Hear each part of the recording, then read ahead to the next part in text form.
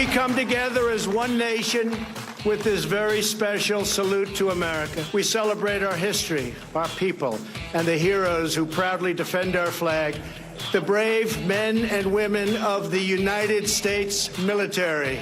If you couldn't make him out, that was President Trump behind the glass. On the other side of the National Mall, maybe about a mile away, John Stamos hosted a Capitol Fourth on the west front of the U.S. Capitol. For 39 years, it's been a show of the people, by the people, and for the people. Now, visitors have traveled from across our great country to the West Lawn right here of the U.S. Capitol, from Main Street, USA, to Sesame Street to celebrate America's birthday. Well, you can look at that contrast, and you can think of that patch of land in the center of D.C. on Thursday night as a micro of this country. One group on the left, one group on the right, with some protesters in the middle. It was clear from the beginning that Independence Day meant nothing more to President Trump than an opportunity to choreograph a made-for-television re-election event and give himself an obscenely expensive ego massage. That was Washington Post columnist Eugene Robinson's assessment. He noted there was a reviewing stand of sorts, a closed-off VIP section near the Lincoln Memorial, where Republican Party donors could sit in close proximity to the party's leader. The future belongs to the brave, the strong, the proud, and the free.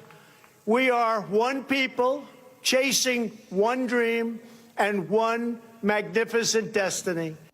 Well, President Trump claimed his event was for all Americans, and there was some relief. He didn't talk politics during his speech, but as Vox points out, his emphasis on the military on the 4th of July and the hardware on display, the planes that flew overhead, was more Moscow than Washington.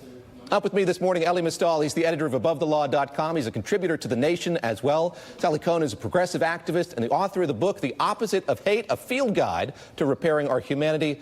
And Philippe Reines is a former Deputy Assistant Secretary of State and the co-host of the podcast Unredacted. And retired General Barry McCaffrey joins us as well. He's an NBC News military analyst joining us this morning from Kansas City, Missouri. And General, let me start with you. You and I had the opportunity to talk a little bit earlier this week before this event, and you spoke about where this can be situated in sort of the culture of America today. What the back and forth, the criticism about this event meant about how we are as a country today. And I want to get your perspective on that again now that this event has passed. What does it say to you about the United States today?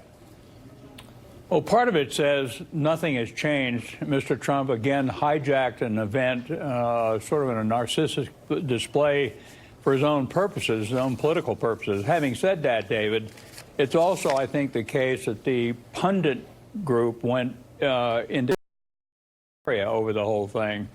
It was essentially a long, badly delivered patriotic speech with a military theme on the flyover. The notion of tanks rolling through D.C., there were 2 M1 tanks. And by the way, you're never going to talk to somebody that loves M1 tanks more than me, on static display. So it actually was an okay event. There's military displays all over the country, flyovers in particular, mass parachute jumps. The real thing was, this is the first time in my memory we've had an angry 4th of July, which is sort of commonplace now dealing with the president. I talked to one of your fellow generals, retired General Robert Scales, yesterday, former commandant of the U.S. Army War College, and he said, along the lines of what you're saying here, that the military has been used as potted plants, as he put it, for a long time here. What's the legacy of this going to be, the fact that the president did this as you look ahead to future years? Well, I think probably very little. What is not unusual, in a sense, is the politicians using the armed forces as a prop. U.S. Armed Forces are the most respected institution in American society, for good reason.